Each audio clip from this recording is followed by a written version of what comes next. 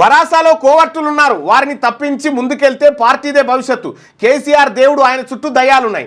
గతంలో కూడా అనేక సార్లు లేఖలు రాసా ఎమ్మెల్సీ కల్వకుంట్ల కవిత. ఇక్కడ ఈనాడు పత్రికలో ఉన్నటువంటి హెడ్లైన్, బరాసాలో కోవర్టులున్నారు, కేసీఆర్ చుట్టూ దయ్యాలున్నాయని చెప్పి ఈనాడులో రాసిరు.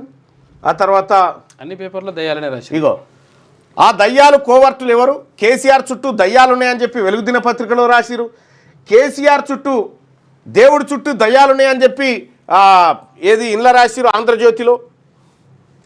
ఇగో ఇందులో కూడా లెక్క తేలాల్సిందే, లేఖ గుట్టు విప్పిన కవిత, హక్కు కోసమే ఆరాటం అని చెప్పి ఆ దయ్యాల టాపిక్ ఇందులో కూడా ప్రధానంగా ఉంది. ఆ తర్వాత సాక్షిలో కూడా దయ్యాలు ఉండాలి, దయ్యాలున్నాయి. నమస్తే తెలంగాణలో మాత్రమే దయ్యాలు లేవు, ఇందులో మాత్రమే దయ్యాలు లేవు. ఇక మిగతా అన్ని చోట్ల దయ్యాలు ఉన్నాయి. దేవుడు అని ఉండాలి, అది కూడా లేదు. ఆ దేవుడు లేడు, దయ్యాలు లేదు.